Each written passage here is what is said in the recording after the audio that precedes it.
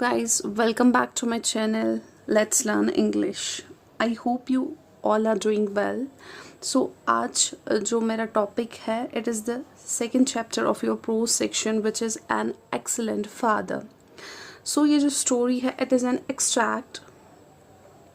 Extract means a small part from Jane Austen's famous novel जिसका नाम है Pride and Prejudice.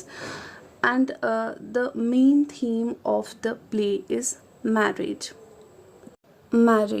और इसमें it's written in 1813 means in 18th century. इसमें हमें जो ऑथर है ये समझाने की कोशिश कर रही है कि उस टाइम पे जो वुमेन्स थी वो क्या उनकी सोच क्या थी regarding marriage.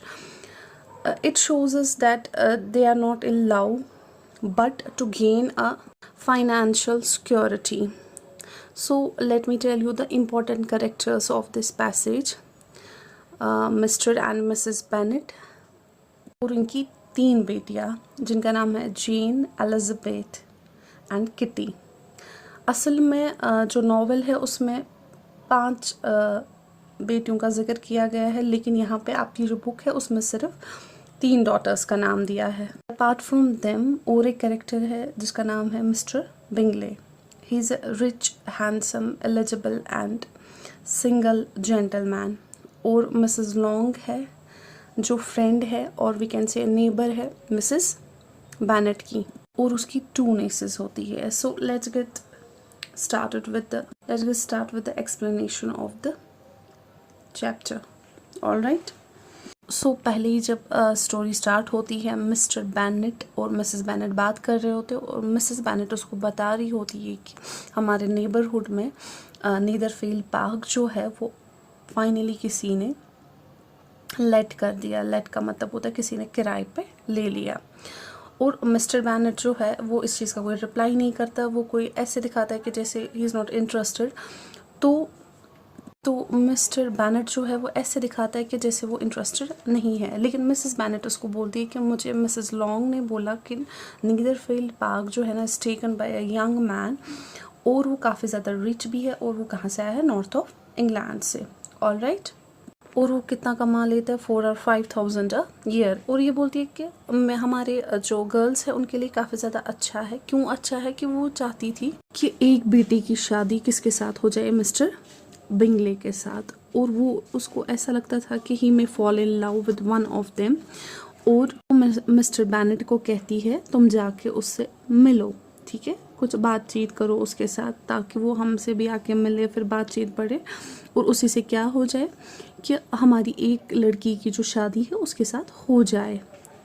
तो मिस्टर बैनेट जो है वो चिढ़ाता है अपनी वाइफ को, कहता है कि एक काम करो, तुम चले जाओ अपनी बेटियों को लेके और मे बी वो तुम्हें पसंद करे. तो वो चिढ़ा रहा होता है, ऐसा उसका नेचर होता है. ऑलराइट. तो ये कहता है, ये जो मिसेस बैनेट है तो इसको बोलते तुम मुझे फ्लैटर करने की कोशिश कर रहे हो. हाँ ये चीज़ तो ठीक है, आई certainly had my share of beauty, लेकिन आपको क्या करना चाहिए, आपको खुद से उससे मिलना चाहिए. किसके साथ, मिस्टर बिंगले के साथ. ऑलराइट. तो मिस्टर बैनेट इसको फिर से चिढ़ाता है, बोलता है कोई बात नहीं, तुम चले जाओ और मैं कुछ लाइंस तुम्हें लिख के दूंगा यहाँ से, और मुझे यकीन है कि वो मान जाएगा कि हमारी जो बेटियाँ हैं उनमें से एक लड़की को पसंद कर देगा. और जो मिसेस बैनेट है वो उसको बोलती है you take delight in vexing me, तुम्हें मुझे चिढ़ाने में काफ़ी ज़्यादा मज़ा आता है. ऑलराइट.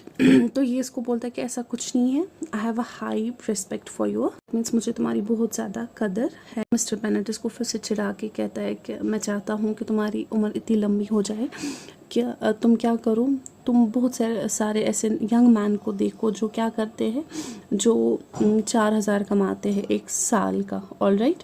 तो इसी में क्या हो जाता है, तो ये इसको मिसेस बैनेट बोलती है अरे इसका तो कोई फ़ायदा ही नहीं है क्योंकि तुम्हें तो उनसे जाके मिलना नहीं है.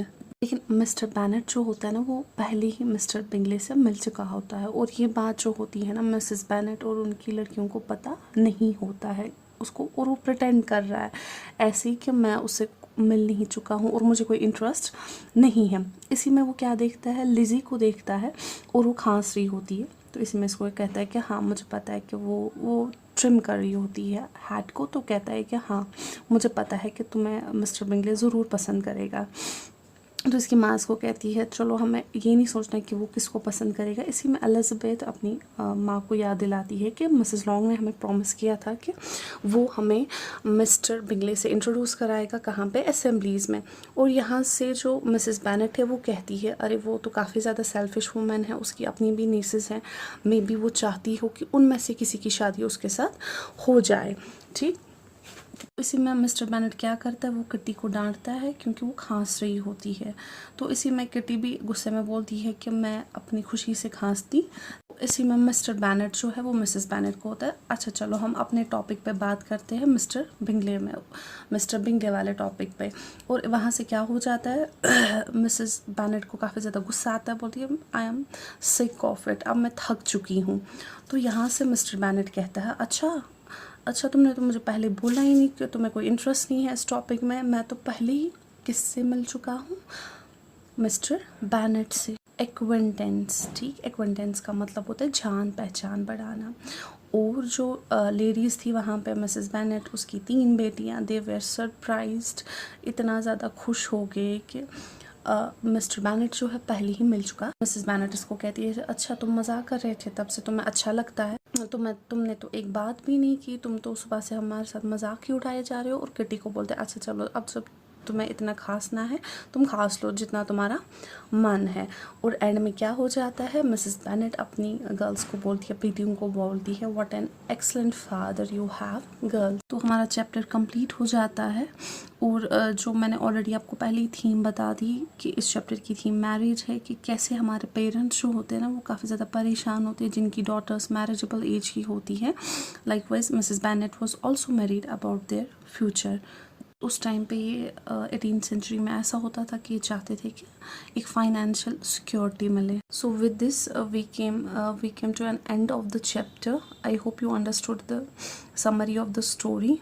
That's all for today. So if you like my video, kindly subscribe, like and share. Thank you.